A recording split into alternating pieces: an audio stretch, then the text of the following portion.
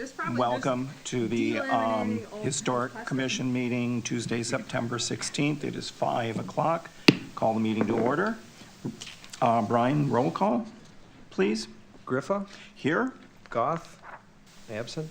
Terrell, absent. Kramers, Here. Hanson, absent. Klingeman, Here. Conrad, Here. 4 present. You have a quorum. Thank you. Item number 3 on our agenda is comments from the public. Were there any comments received today, Brian? There were not. Okay, thank you. Moving on to item number 4, approval of minutes. Is there a motion to accept the minutes as presented for our regular meeting from Tuesday, September 2nd, 2025? I'll move to approve. Is there a second? I'll second it. Any further discussion? Hearing none, all those in favor, please say aye. Aye. Aye. Opposed? So moved. Thank you. Was there anything that came up under new business, Brian? There is not. Okay. And moving on to item number 6 for old business, discussion on City of Janesville zoning and subdivision code rewrite. So Brian, I think that's you. Did talk about this a little bit at your last meeting, but just to kind of recap, the city is in the process of rewriting the zoning and subdivision ordinances, those chapters within the local code of ordinances. And we have engaged a consulting firm, Grafe, to assist with that process.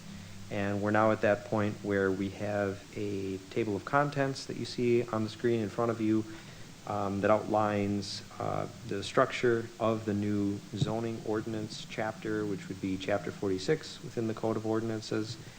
And we are also in receipt of draft code provisions for certain articles and divisions within those articles. And what we would like to do and intend to do is to share with the Historic Commission those draft provisions that affect the Historic Commission and the work that it does and the responsibilities that it carries. Like we talked about last time, at present, nearly all of the regulations associated with the Historic Commission are contained within the Historic Overlay District section of the zoning ordinance.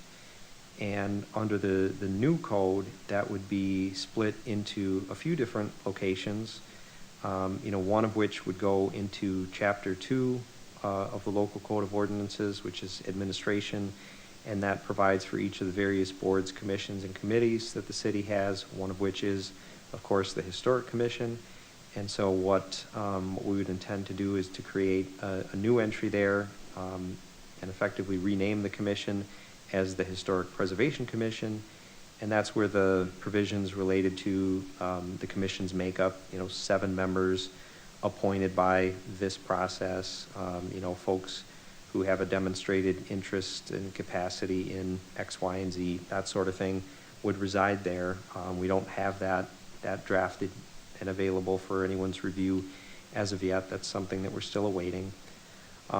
We would also have within Article 4 separate sections on the designation of historic districts, historic structures and sites, and also the process for review of a certificate of historic appropriateness request.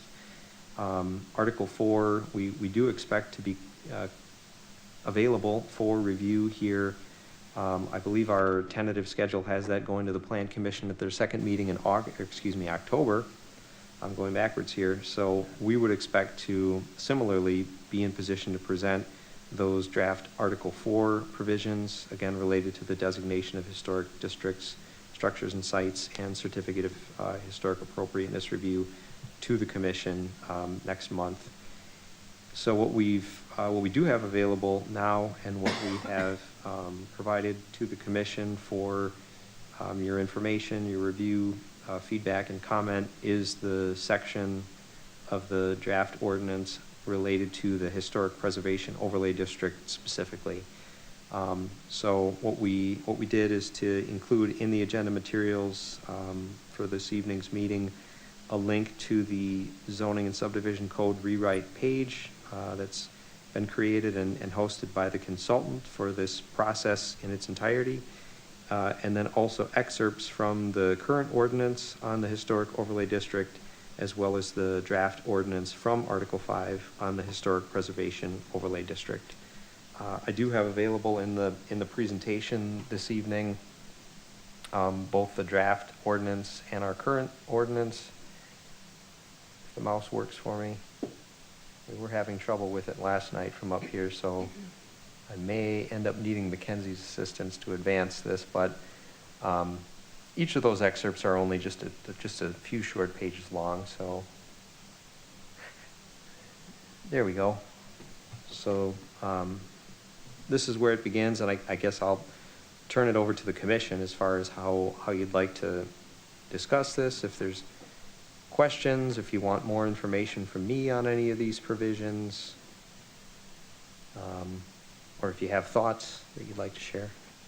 Are these the same documents that were linked in the agenda? They are. Okay. So what you see on the screen now is the draft of the new ordinance provisions, and then also in this same presentation we do have available the historic overlay district provisions as they currently exist.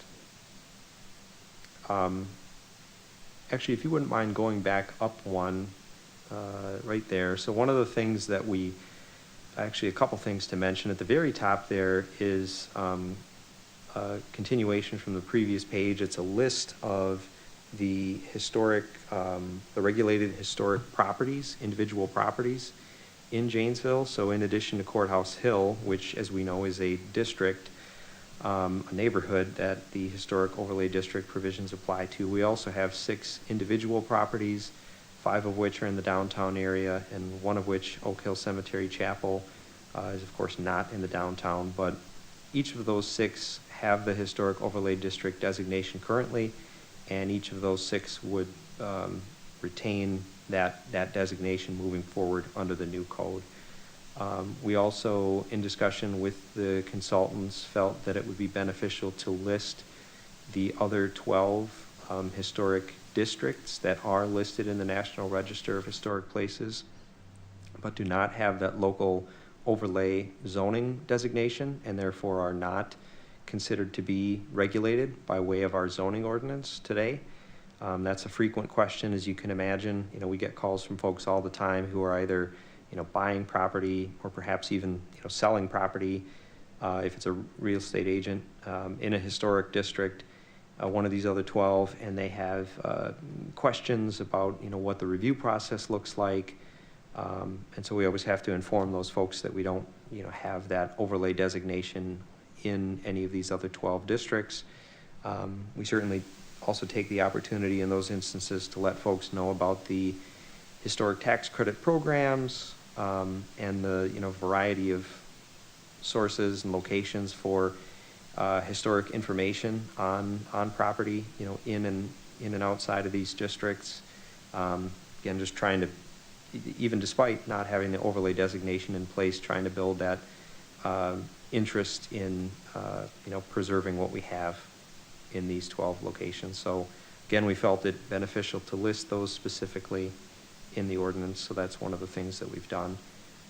You'll also notice that there's provisions related to maintenance of property located within the historic districts, and this provides, you know, yet another opportunity for folks in our building division and our housing division, who are kind of jointly responsible for enforcing the city's property maintenance codes, provides another opportunity for them to ensure that, you know, basic maintenance standards are upheld.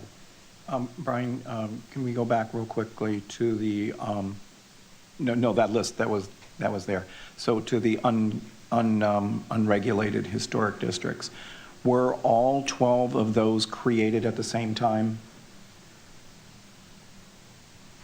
And if not, is it possible to get, like we have the dates that the others, the other 6 properties were designated as such? And I think just from a historical perspective, to get an idea of, you know, if these were all created in the 1980s, under, the grand overlay of Courthouse Hill and things like that.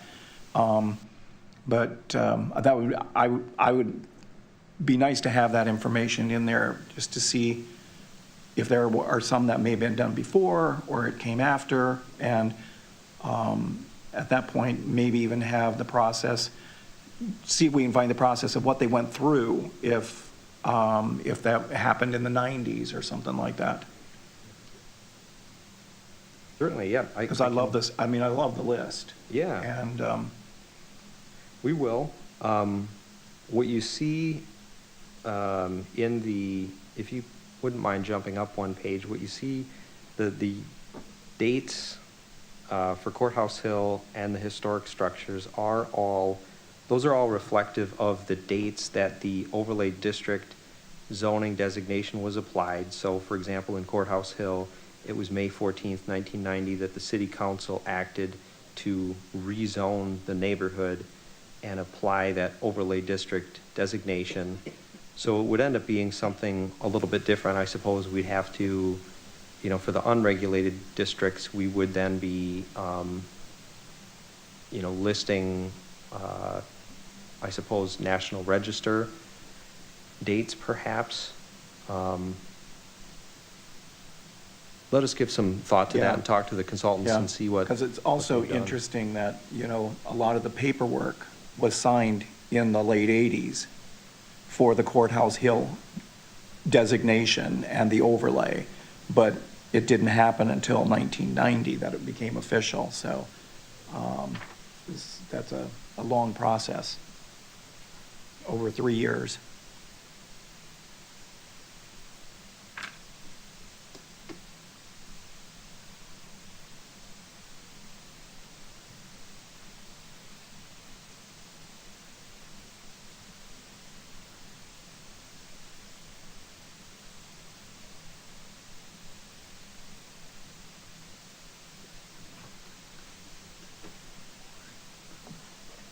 So I can assume that none of the language is dramatically changed, it's just being reorganized in. Reorganized and updated. For example, the maintenance provisions that you see here. I guess, Mackenzie, if you wouldn't mind going kind of slowly through the current provisions that we have in the historic overlay district. So, Okay. you can see the way that, and it's a little bit difficult. Yeah. On the small screens particularly, but I don't know that we have those, the maintenance responsibilities of property owners articulated in quite the same way. Much of our zoning ordinance does, in its current form, does date back to 1981. And so one of the things that we as a city staff and also certainly the consultant have been tasked with doing is trying to incorporate some of those best practices, that we and the consultant may be aware of in other communities. And when it comes to things like historic preservation and historic overlay districts, we have kind of a wide, there's a plethora of other communities across the country that do this sort of thing and have these sorts of provisions. So we are taking the opportunity, to the extent that we can, to include some of those things that, are likely to be beneficial, at least, in our view moving forward. It is important to note that ultimately all of the provisions that are in the draft ordinance, still have a long way to go with respect to, review by the Plan Commission, review by the City Council. Before those things occur, we envision having likely a couple of public open houses, prior to which this type of information would be made available to folks. So there's still quite a bit, yet to go, yet to be fleshed out.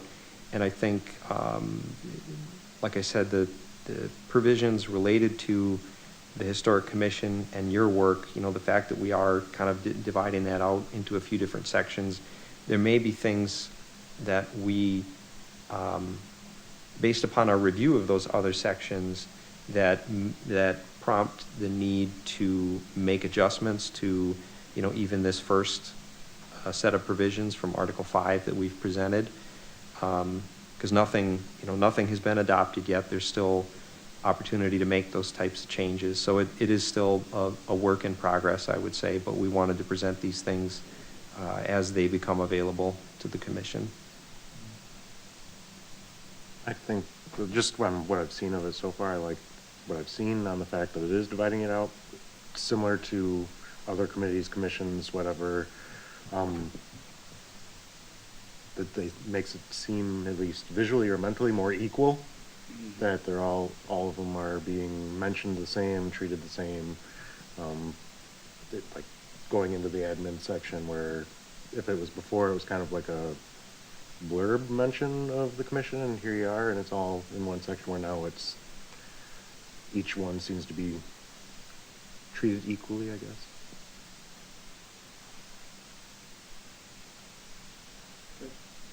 Thank you.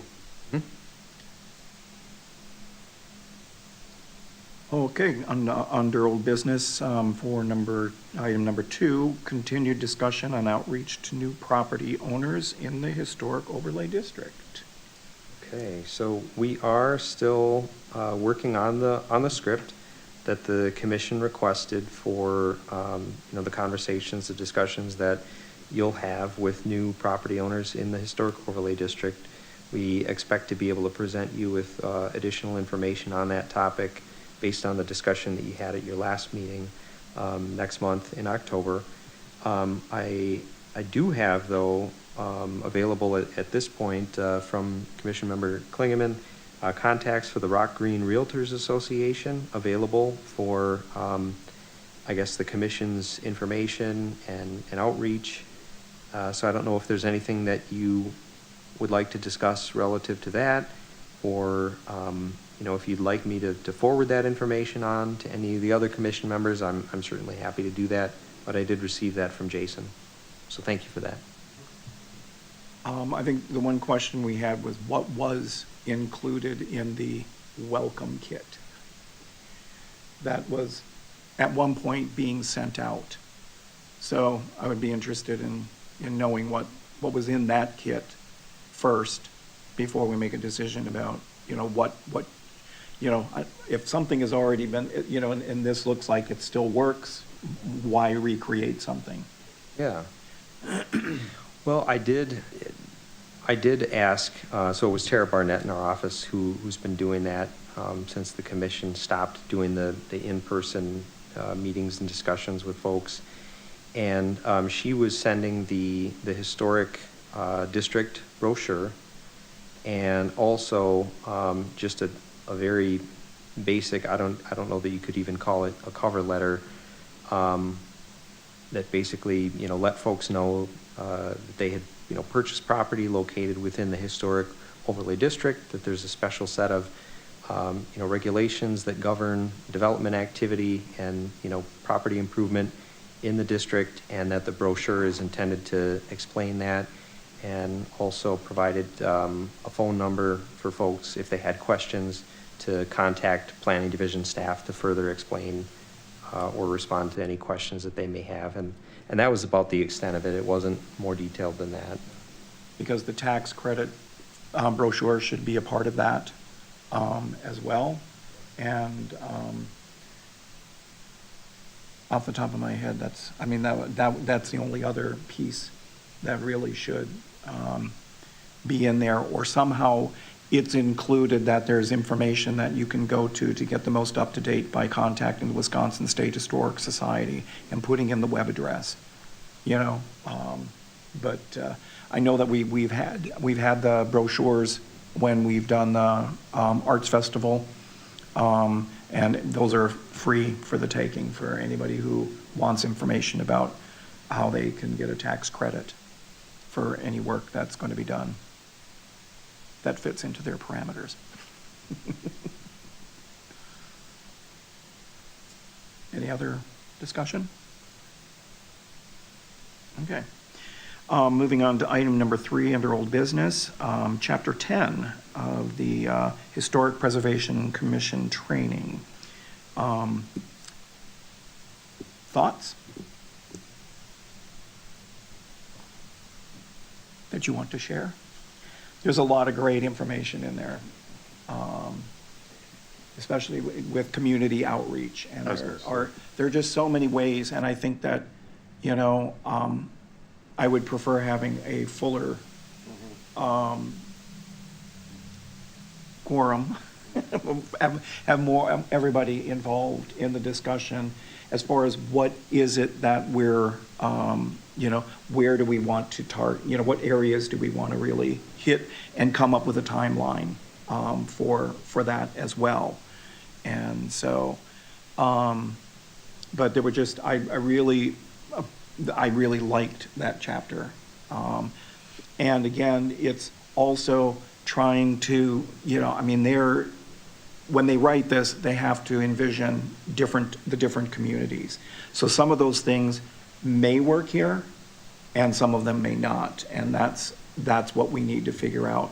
One area that I really liked, to see if we can, to look forward to is, I know that the Fourth Ward has a pretty good organization. I mean, they have people that are in charge of the Fourth Ward for all of their events that they do. Columbus Circle, same thing. And it's, you know, like going through all of the historic areas and find out if there are, if they have a committee that is responsible for a lot of the stuff that happens in their district, and build relationships with them. I went to an event last Wednesday at the Carriage House on the campus of the Rock County Historic Society, and was able to connect with one of the staff members who afterwards, she reached out to me, and because at this point, they're not necessarily, they're going in a different direction for replacing the executive director. But I shared with her a lot of the conversations that I had had with Kath regarding the relationship between us and them. And so she reached out and said, let's find a time to meet so that I can hear and see how we can make those things still happen, despite the fact that they're sort of going through a restructuring, but she still wants to make that happen. So I was really happy about that. So I will keep you apprised of that once I hear back from Chris on that. So, any other comments? Your homework is done now, so to speak. No more for the Preservation Commission I training. think that chapter can kind of be a, like, overflow for, not specifically dealing with the chapter, but so many things in there where, so like the programs and the outreach and whatever are gonna be part of ongoing Exactly, yes, discussion, yeah. so You know, because uh, they talk about tied the into real a lot estate, of our agendas the that we real have. estate companies and things like that. So that we've already brought up, that were already mentioned in that. So, and I guess, Brian, you know, I was curious that, you know, I don't know if this is sort of like new with this, because I know that they updated this whole training. And, you know, in the past, were you aware of how the commission interacted with the community? I guess in terms of speaking to different nonprofits or fraternal You know, just the organizations, or- different constituencies, working with the school district, you know, reaching out to them, reaching out to city council, you know, having these, you know, because they're talking about these relationships where people that are in the process of making the decisions that we're also a part of, we need to have that relationship so that we can be more proactive rather than being reactive. We know who's making, you know, we're having conversations. And I don't know if that's happening or it has happened in the past, Yeah. where there is a liaison that, you know, is going to the city council meetings if there's stuff that comes up that's going to affect us. Well, I would say, based on what I can recall and what comes to mind, you know, those past initiatives to go to, whether it's the city council or different, like I said, fraternal organizations or nonprofits here in the community, the main focus of that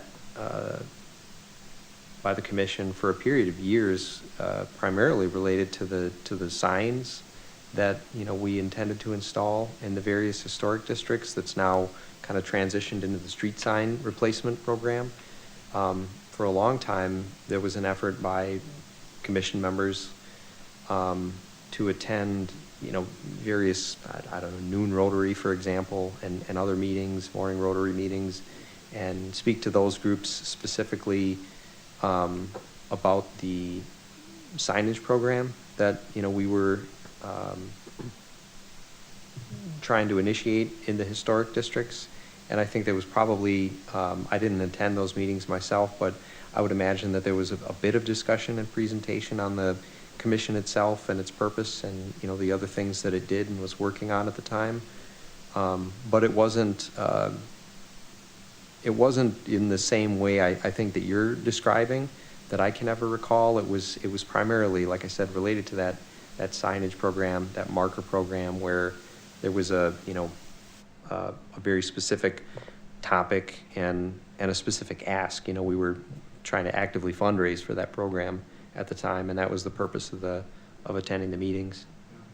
Well, yeah, I mean, thank you for that. Yeah, because I've been involved in another hat that I wear with a committee called the Allies of Native Nations that's wanting to correct the language on one of these signs that's here in the city. And we've been working with the Historic Society, and they in turn have been working with the city to figure out who's going to cover the cost, et cetera, et cetera. And they're reaching out to other constituents for the financial end of it. And so I was just curious as how because it is of a historic significance, but it doesn't necessarily fall within a historic district, you know, but anyway, Nancy, I'm sorry, I think I cut you off. But there is something else that I was going to bring up when you said discussing on the previous agenda, but it also fits here. We had talked a number of weeks ago about the idea of having sort of an annual calendar. Yes. And I was thinking we should, even though we're, you know, in the very beginning stages of doing all these things, I was thinking last week that it would be good if we kind of started to think about starting to fill in, well, what do we want to accomplish by January 1st? Yes. And not that, I mean, we may not get anything done by January 1st, I don't know, but as we start thinking that way, then I think we would create something that then would have its own momentum as we start thinking that way. And I know we had talked about, you know, actually like starting with Historic Preservation Month and then working our way back to today. So it's like, what do we need to have in place so that boom, when Historic Preservation Month comes about, we've got everything ready to go. And then we're not waiting until the end of March it's coming up, we need to figure out what we're gonna do. You know, we need to start piecing all of that stuff together now on exactly what it is that, what we would like that to look like. You know, and some of the things have already been established, with Brian, with you putting out the proposals for people that want to recommend properties for the Historic Preservation Awards. And so it's like when, you know, the timing of that again is like, when should that go out and things like that, so. Can you create that for us, Brian McKenzie? Thank you. We may need some assistance, certainly, you know, from the commission in terms Yes. of the things that you would like to do. Because for some of those, you know, for example, the state's awards program, you know, as well as the certified local government grant program, you know, we have a pretty good sense for what that cycle looks like on an annual basis, but there's probably some outside of those things that happen regularly annually, but if there are new initiatives or perhaps more involved things that the commission would like to try to take up, that's where we would need some assistance from you in terms of identifying the intended timeline for those types of things to happen and how, over what period of time you would envision those occurring. One of the things that comes to mind that I see other, Beloit has done this, even if it's just done on a monthly basis, but, and I don't know where that would necessarily appear, if that would appear on the city website, but, working again in conjunction with the Historic Society, because they've got so much amazing backlog of photographs and the historical part, but, it's like choose a house or a building each month and highlight that particular property, and share what the history is and how it came to be known as a historic property. Again, it's I believe in finding opportunities that are done on a consistent basis. So it's like, once you start, you don't want to get where now it's only going to be every 3 months. So, somebody forgot, if we establish it to do it monthly, then that's what we'll start with, But things like that I've been mulling over that I would like to see getting out into the Ethernet. Yeah, just add it on to continued discussion for future agendas, and then have everybody, if anybody has a list or ideas or whatever, to bring them all together and to just be able to see how many there are, and are they able to congruently work together, or is it muddying the waters too much if we're doing this, but this is similar, but this is, Right. just so we can see everybody's Exactly, stuff, yeah. I think would be a good Yep. continued. Yeah. And for, I would say probably out of all the, not counting Courthouse Hill, other ones for enthusiasm or ideas and what they did, the Columbus Circle is probably one of the most enthusiastics. And I know they did a lot of their own stuff, and a lot of them contributed the most to trying to get the sign stuff going. I can't remember, Brian, do you remember who the gentleman was that was on the commission from Columbus Circle when I was there? Yep, Mark Bobzine. Oh, yeah, yep, Mark Burke.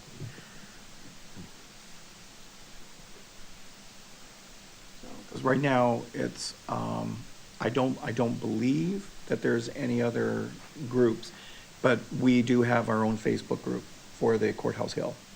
Yep. And it is a private group. I mean, you have to say you want to be a part of it, because you need to be living in the Courthouse Hill in order to be a part of it, so. And we have used that occasionally to get information out to the Courthouse Hill members of information that they need to be aware of, so. Okay. We're good on that? Okay.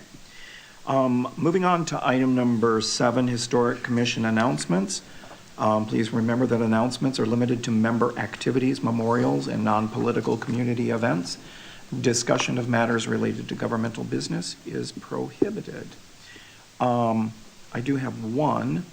I'm going to be attending the historic context studies, putting the people in preservation through the National Alliance of Preservation. That's on next Thursday, September 25th. Mackenzie, did you sign up for that? Oh, okay. All right. I forgot to email you that I went ahead and signed up for that. So this particular webinar is going to talk about historic content studies, where they pair history on a specific theme with the places that help to tell that story. So I thought that there might be, they've done surveys, but there might be some information that we could use from that sort of fits into that chapter, chapter 10. So I will keep you posted. Any other announcements?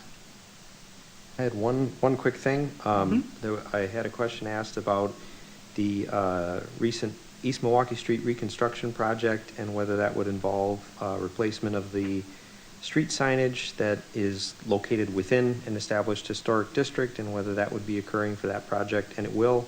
The folks in our operations division typically do that in the months following a street replacement project. They'll come back through and replace those street signs with new ones, and in this case, those that are located within a historic district will, of course, bear the name of the historic district, as we're doing, citywide in our historic districts now. So those street signs are expected to be replaced by the end of this year.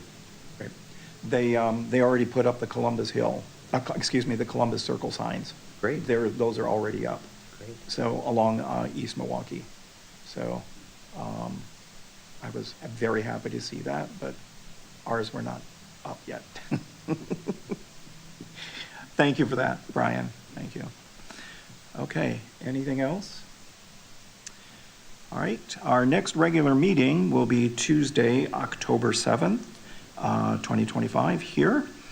Hearing if there's no other business here, is there a motion to adjourn? I'll motion to adjourn. Second? I'll second. All those in favor, say aye. Aye. Opposed? We are adjourned, 5:36 PM. Thank you. Right.